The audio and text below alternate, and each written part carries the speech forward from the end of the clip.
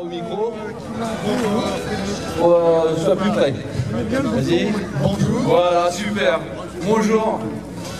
Donc, nous allons vous présenter, plus particulièrement Paul, cette magnifique moto. Alors, est-ce qu'il y a des connaisseurs de moto dans le coin? Je pense que oui. Voilà, on les repère au casque là aussi. Un autre Paul. Donc Paul, vas-y, donne-nous des explications, quel est le modèle, la cylindrée, qu'est-ce qui fait qu'elle est formidable cette moto? Toutes les motos sont formidables d'abord. Et celle-là, donc elle a 11 ans. Donc c'est une Agusta. Et c'est une 1000 cm3, 4 cylindres, refroidie par eau. Qui fait légalement 100 chevaux. D'accord, il n'y a pas de kit, pas été boosté dans la programmation. J'ai dit non, normalement. Elle fait légalement 100 chevaux. Sortie du garage, c'est 100 chevaux. Je suis obligé de m'arrêter là. D'accord. Que dire encore? C'est une machine très fiable. Alors, on a 30, bientôt 30 km. Alors, c'est pas moi qui l'ai fait. Il y a eu 4 propriétaires. Donc,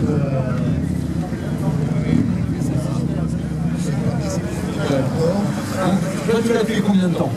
11 ans. Elle est dans un état formidable. Après, généralement, les motards entretiennent leur moto.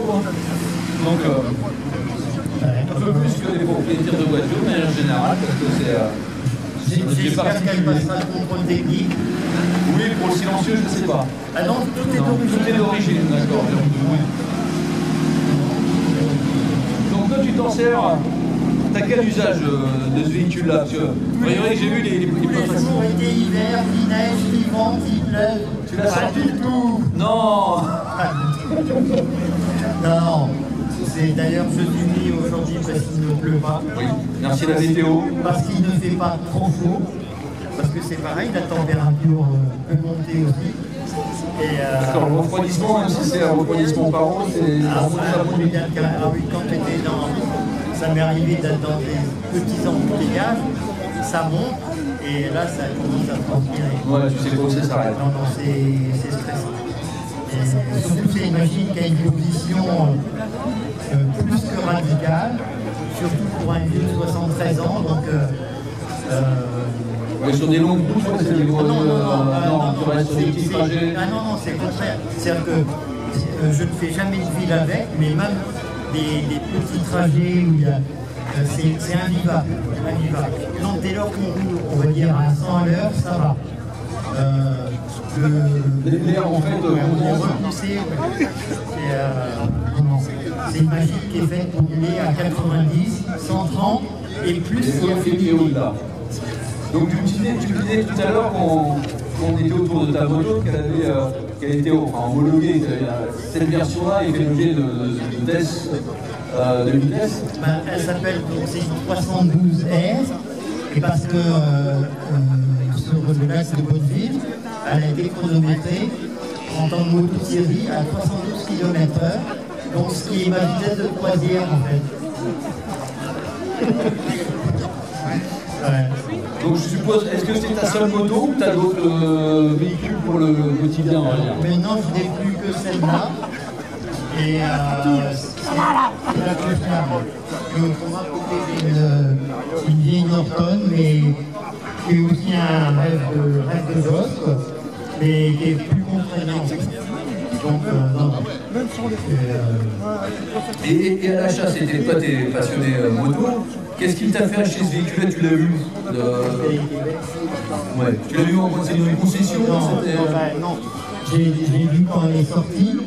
La F4, quand elle est sortie, je trouvais fabuleuse. Et je me rappelle, mon frère m'avait ramené un catalogue MV et puis les photos étaient magnifiques. Et je me dis, un jour, peut-être.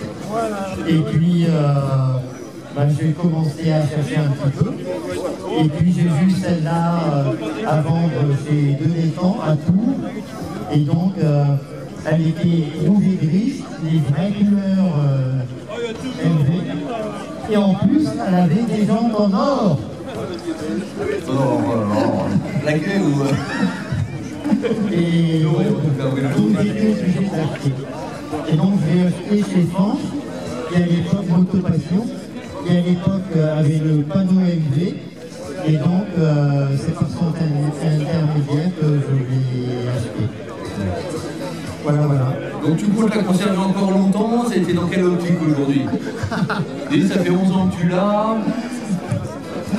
11 ans, 73 moins 11, ok. 73 plus 11, moins ok. Pour manœuvrer, ça veut dire quoi? Elle fait quelle fois? La moto, c'est comme 75 avec les pleins. D'accord, avec tous les fluides, on va dire, essence, etc. Ce qui n'est pas forcément énorme, je crois, pour une moto. Non, c'est une machine, dès lors qu'on roule, le point s'oublie. Donc voilà. Petite question, je vois pas mal d'autocollants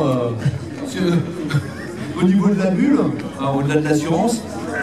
Je vois tout commence en Finistère, peut-être parce que je suis Finistère. Voilà. La CO, parce que je suis membre. Voilà. Et le club Lotus France. Parce que j'étais membre et j'ai eu deux Lotus. Une Lotus Elite, c'est une voiture inconnue quasiment. J'ai été venu avec il y a une dizaine d'années et j'ai une belle photo à côté de la LG. Et c'est les voitures des années 60.